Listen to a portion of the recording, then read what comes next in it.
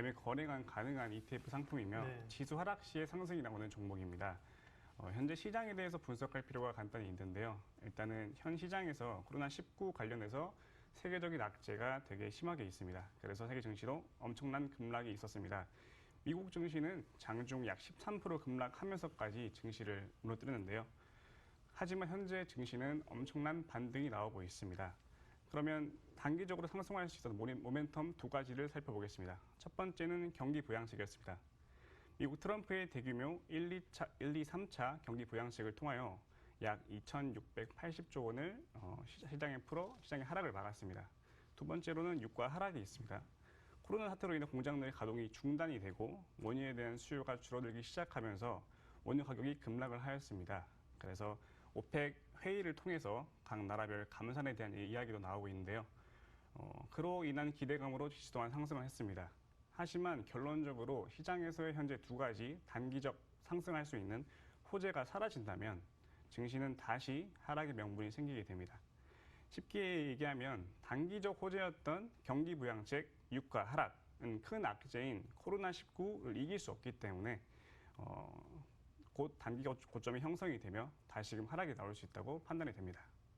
네, 단기 상승에 대한 부담이 좀 있다는 겁니다. 화면 정리할게요. 그래서 가격 좀 알려주세요. 지금 가격하고 목표가는요. 네, 지금 가격은 이제 좀 더 내려오면 매수라는 관점에서 매수가는 6,900원 부근으로 보고 있고요. 네. 목표가는 약 8,000원 정도를 보고 있습니다.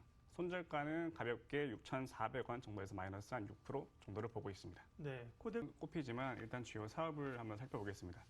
소형 전지부터 대형 전지 등을 생산해 판매하는 솔루션 부분과 그리고 디스플레이 소재들의 판매를 하고 있습니다.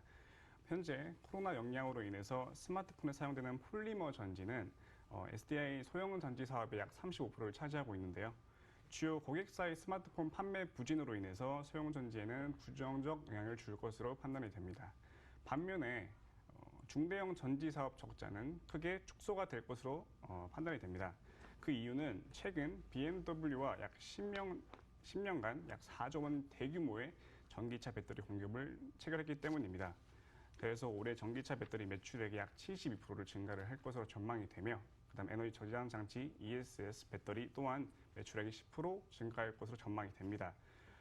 이렇게 호재가 많은 기업으로 볼 수 있는데요. 하지만 종합적으로 현재 시장에서 코로나19 사태로 인해서 자동차 수요가 되게 부족한 상황입니다. 추가적으로 이제 글로벌 주문 제작 생산 업체들이 생산의 차질, 그다음 공장의 중단 등이 있으므로 유가가 급락으로 인해서 전기차의 매력이 사라지고 있다라는 부분에서 저는 매수 의견 X를 드리겠습니다. 네, SDI는 X 의견 주셨고요. 다음은 네이버입니다. 네이버나 카카오나 뭐 이런 어려운 시국에 또 오히려 관심이 계속 있죠. 네이버 판단은요? 네, 네이버는 이제 국민 모두가 알고 있는 국민 웹사이트라고 할 수 있겠죠. 네. 그래서 여기에 대해서는 저는 매수 의견 하트를 드리겠습니다. 네, 네이버는 하트입니다. 뭘 봐야 됩니까 앞으로? 예. 네, 동사는 국내 1위 인터넷 검색 포털 사이트라고 알 수 있고 그리고 또 가지고 있는 모바일 메신저 라인이 있습니다. 그 외에 다른 디스플레이 광고, 동영상, 검색, 쇼핑 등 많은 사업을 영위하고 있는데요. 이 또한 마찬가지로 코로나 사태로 인해서 국민들이 오히려 집에서 웹서핑을 많이 해서 오히려 호재가 아닌가라는 생각이 많이 드는데 코로나 사건으로 인해서 매출 파이프라인 하나가 지금 빨간불이 켜진 상태입니다. 그것이 바로 광고 부분인데요. 각 기업들이 소비가 금융위기 때까지 지금 위축이 된 상태입니다. 그로 인해 기업들의 광고비 지출이 줄어든 상태입니다. 하지만 반사 수혜의 부분도 존재를 합니다. 앞서 언급드린 부분과 같이 밖에 있는 시간보다 집에 있는 시간이 많기 때문에 국민들의 웹툰 인기는 하늘을 치솟게 됩니다. 저 또한 보지 않던 웹툰을 좀 찾아보기 시작하는 단계로 감으로써 이제 사람들도 많이 찾게 된다, 네. 수요가 증가한다라고 보고요. 그 다음에 일평균 웹툰을 보는 수가 약 900만 명이 된다고 합니다. 이에 따라 유료 컨텐츠 이용자 수와 결제 금액 증가세가 높이며 이제 높은 매출을 증가할 것으로 전망이 됩니다. 결론적으로 코로나 사태로 인해서 광고 성장률 둔화는 2분기까지 어쩔 수 없이 이어질 것으로 전망이 되지만 코로나가 잠잠해진다면 빠르게 회복세를 보여줄 것으로 전망이 됩니다.